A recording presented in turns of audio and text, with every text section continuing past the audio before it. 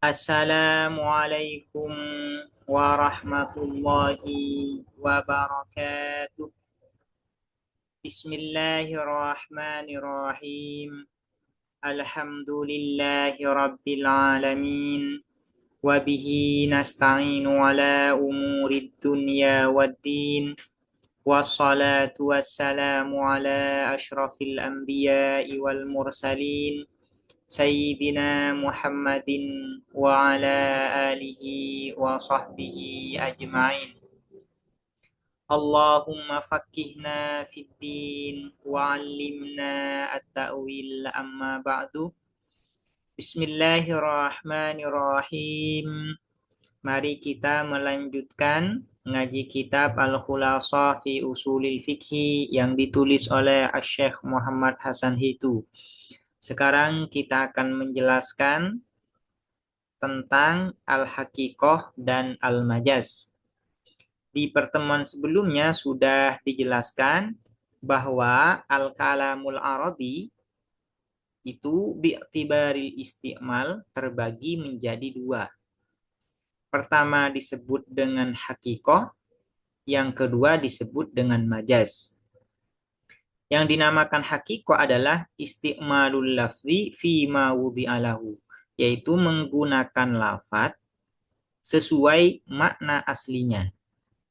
Sementara majaz adalah menggunakan lafaz pada makna yang bukan makna aslinya. Ini adalah definisi dari hakikat dan majaz. Hakikat adalah isti'malul lafzi fi ma wudi'alahu, sementara majaz adalah isti'malul lafzi fi ghairi ma wudi'alahu. Nah, di dalam definisi hakikat dan majaz ini ada kata fi ma wudi'alahu. Ada istilah wadha', yaitu wadha' adalah proses meletakkan suatu lafaz pada suatu makna. Ini disebut dengan wadha'. Nah, kalau sudah mempelajari ilmu wadha', ini akan sangat mudah dipahami. Nah, di dalam proses wadha' meletakkan suatu lafaz untuk menunjuk pada suatu makna, ini ada tiga hal yang perlu dipahami. Nah, di dalam proses wadha' ini ada yang disebut dengan al-maudhu'. Al-maudhu' ini adalah lafaz. Yang kedua ada yang disebut dengan al-maudhu' lahu. Al-maudhu' lahu ini adalah al-makna. Nah, yang ketiga ada yang disebut dengan al-wadhi'. Al-wadhi' ini adalah pihak yang meletakkan suatu lafaz untuk menunjuk kepada suatu makna. Ini disebut dengan al-wadhi'. Nah, hakikat bi'tibaril wadhi' ini terbagi menjadi tiga. Pertama disebut dengan luwawiyah, kedua disebut dengan urfiyah, ketiga disebut dengan syar'iyah. Kapan hakikat disebut dengan luwawiyah?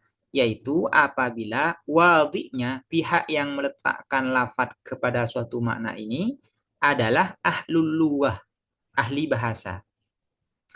Kapan hakikat disebut dengan urfiyah? Yaitu apabila pihak yang meletakkan suatu lafaz pada suatu makna adalah ahlul uruf. Ahlul urfi ini adalah komunitas atau masyarakat tertentu yang terbiasa menggunakan suatu lafaz untuk menunjuk pada suatu makna. Ini disebut dengan ahlul uruf. Artinya urfu isti'malin nas, kebiasaan penggunaan suatu komunitas, suatu masyarakat. Yang ketiga, kapan hakikat ini disebut dengan syar'iyah? Yaitu apabila al-wadhi, pihak yang meletakkan suatu lafaz pada suatu makna ini adalah syari'.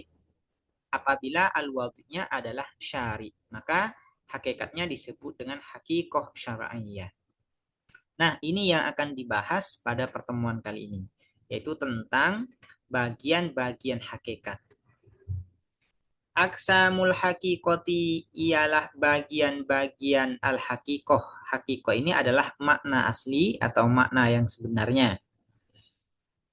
Artinya menggunakan lafaz kepada makna aslinya, kepada makna yang sebenarnya. Watang qasimu dan terbagi al-haqiqatu apa hakikat ila salasati aksamin pada 3 bagian, luwawiyatin yaitu yang bersifat bahasa, wa urfiyatin dan yang bersifat uruf kebiasaan, wa syar'iyatin dan yang bersifat syarak. Al-ula al-haqiqatul luwawiyatu. Yang pertama adalah hakikat luwawiyah. Apa itu yang dimaksud dengan al-haqiqah al-luwawiyah? Wahiyah dan adapun al-haqiqah al-luwawiyah al-mustafadatu ialah yang diperoleh min wad'il luwati dari peletakan bahasa. Artinya, lafadz ini menunjuk atau diletakkan untuk menunjuk pada suatu makna yang meletakkan adalah ahlul luwah, ahli bahasa. Jadi, kalau suatu lafadz menunjuk kepada suatu makna dan peletakannya ini yang meletakkan adalah ahlul lughah, maka ini disebut dengan al-haqiqah al-lughawiyah. Contohnya kal asadi seperti lafadz asad al-maudhu'i yang diletakkan lil hayawanil muftarisi untuk makna hayawan al-muftaris. Al-hayawan ini maksudnya adalah kullu kainin hai. Setiap sesuatu yang ada yang hidup atau yang biasa diterjemahkan dengan makhluk hidup. Lil hayawanil muftaris artinya untuk makhluk hidup yang buas. Ahlul lughah meletakkan lafadz asad untuk menunjuk kepada makna hayawan muftaris. Nah, al-wadhi yang meletakkan lafadz asad untuk menunjuk pada hayawan al-muftaris ini adalah ahlul lughah. Nah, ketika lafadz asad ini digunakan untuk menunjuk kepada makna hayawan muftaris, maka ini disebut dengan haqiqah lughawiyah.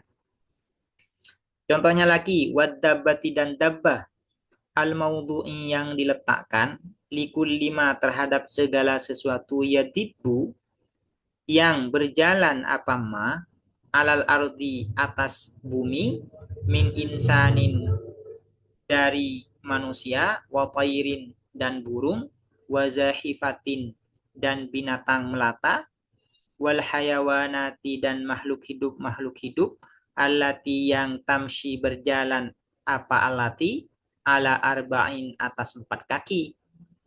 Ahlul lughah meletakkan lafadz dabbah untuk menunjuk kepada semua makhluk hidup yang ada di atas bumi. Baik dari manusia, burung, binatang melata, atau hewan yang berjalan dengan 4 kaki, dan semuanya. Ini adalah ad-dabbah. Ahlul lughah meletakkan lafadz dabbah untuk makna ini. Nah, ketika ad-dabbah digunakan untuk menunjuk kepada kullu ma yadibbu alal ardi, maka ini disebut dengan haqiqah lughawiyah. Wa minhu dan ialah dari ad-dabbah al-maudhu' li kulli ma yadibbu alal ardi, qauluhu ta'ala adapun firman Allah ta'ala maha luhur siapa Allah. Wallahu dan adapun Allah khalaqa ialah menciptakan siapa Allah kulla dabbatin terhadap setiap dabbah. Dabbah ini yang berjalan di muka bumi. Min ma'in menciptakan min ma'in dari air. Faminhum maka ialah sebagian di antara dabbah man adapun hewan yamshi yang berjalan apa man ala batnihi atas perutnya man, wa minhum dan ialah sebagian di antara dabbah man adapun hewan yamshi yang berjalan apa man ala rijlaini atas 2 kaki, wa minhum dan ialah sebagian di antara dabbah man adapun hewan yamshi yang berjalan apa man ala arba'in atas 4 kaki. Nah, dabbah kalau digunakan untuk menunjuk pada makna kullu ma yadibbu alal ardi, ini disebut dengan hakikoh luwawiyah. Kenapa? Karena ahlul luwah memang meletakkan lafadz dabba ini untuk menunjuk kepada makna kullu ma yatibu alal arti. Asaniyatu al-haqiqah al-urfiyah. Yang kedua disebut dengan al-haqiqah al-urfiyah. Wahia dan adapun al-haqiqatul urfiyah al-mustafadatu ialah yang diperoleh minal urfi dari uruf kebiasaan. Artinya urfu istiqmalin nas, kebiasaan penggunaan suatu komunitas, suatu masyarakat terhadap lafadz itu. Contohnya, kataksi si kalimatid dabbati seperti mengkhususkan kata ad-dabba bidawatil arba'i dengan hewan-hewan yang memiliki 4 kaki. Min hisanin dari kuda, wahimarin dan keledai, wa ghairi dzalika dan selain hisan dan himar, duna ghairiha bukan selain zawatil arba, mimma dari sesuatu dzakarnahu yang telah menuturkan kamihu terhadap ma fiha di dalam kalimatud dabbah fil haqiqatil luwawiyati di dalam hakikoh luwawiyah. Hakikoh luwawiyah makna dari dabba ini adalah kullu ma yatibu alal ardi. Hakikoh urfiyah ini adalah kebiasaan suatu masyarakat menggunakan lafadz dabba ini untuk menunjuk pada hewan yang memiliki 4 kaki. Kebiasaannya ya, kebiasaan. Nah, ketika ad-dabbah digunakan untuk menunjuk pada makna zawatil arba, hewan yang memiliki 4 kaki, ini disebut dengan al-haqiqah urfiyah. Kenapa? Karena al-wadhi'nya, pihak yang meletakkan ini adalah ahlul uruf, yaitu komunitas tertentu yang terbiasa menggunakan ad-dabba untuk zawatil arba.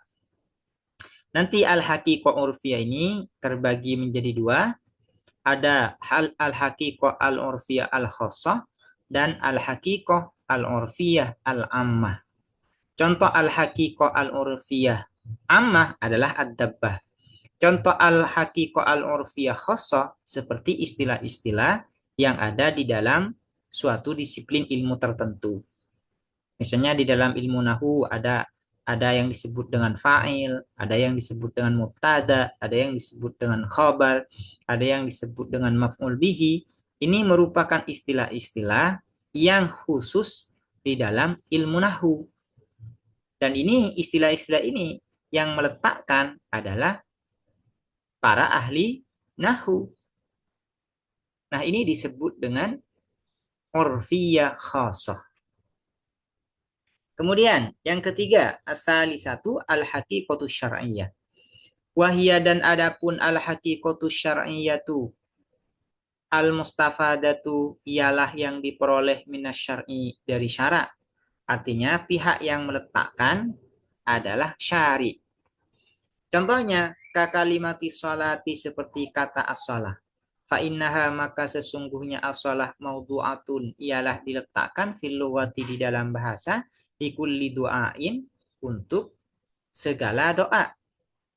Jadi ahlul lughah meletakkan lafaz as-shalah ini untuk menunjuk kepada makna kullu doa. Semua doa itu disebut dengan shalah. Ini menurut ahlul lughah. Ahlul lughah meletakkan lafaz shalah untuk menunjuk kullu doa. Atau lebih simpelnya as-shalah dari hakikoh luwawiyahnya maknanya adalah kullu doa. Illa hanya saja anna syara' sesungguhnya apa syara' khassaha ialah mengkhususkan apa syara' terhadap sholat bil ibadati dengan ibadah al ma'rufati yang diketahui, yang dikenal, al muftatahati yang dibuka bitakbiri dengan takbir, al mukhtatamati yang diakhiri bitaslimi dengan salam. Hanya saja syari kemudian meletakkan lafaz sholat ini untuk menunjuk kepada ibadah tertentu yang diawali dengan takbir, yang diakhiri dengan salam. Sebagaimana yang sudah kita ketahui, sholat yang sudah kita ketahui bersama. Wakasiyami dan seperti puasa, al-maudhu'i yang diletakkan fil lughati di dalam bahasa, likulli imsakin terhadap segala menahan diri. Ya. Semua menahan diri. Siam diletakkan menurut ahli lughah. Nah ini ya. Ahlul lughah meletakkan lafaz siam untuk menunjuk kepada makna kullu imsakin. Segala sesuatu dari menahan diri, ya, segala sesuatu bentuk dari menahan diri ini disebut dengan siam. Menahan diri dari apa saja? Tidak hanya dari makan, ya, tapi juga menahan diri dari ngantuk misalkan. Ini disebut dengan siam juga. Ini ahlul luahnya meletakkan lafaz asyam untuk makna kullu imsak. Jadi kalau menurut hakikoh luwawiyahnya asyam ini diletakkan untuk makna kullu imsak. Akan tetapi syari kemudian mengkhususkan siam ini untuk menunjuk kepada ibadah tertentu di bulan Ramadan dengan menahan diri dari makan dan minum dan segala yang membatalkan sejak mulai fajar sampai terbenamnya matahari. Wahassahu dan mengkhususkan hu terhadap siam asyar'u apa syarak bil ibadati dengan ibadah al-ma'rufati yang diketahui al-mafrudati yang diwajibkan fi ramadhana di bulan Ramadan. Fi ramadhana di bulan Ramadan. Ini adalah bagian-bagian dari al-haqiqah bi'tibaril wadhi berdasarkan pihak yang meletakkan. Demikian, semoga dapat dipahami dan bermanfaat. Assalamualaikum warahmatullahi wabarakatuh.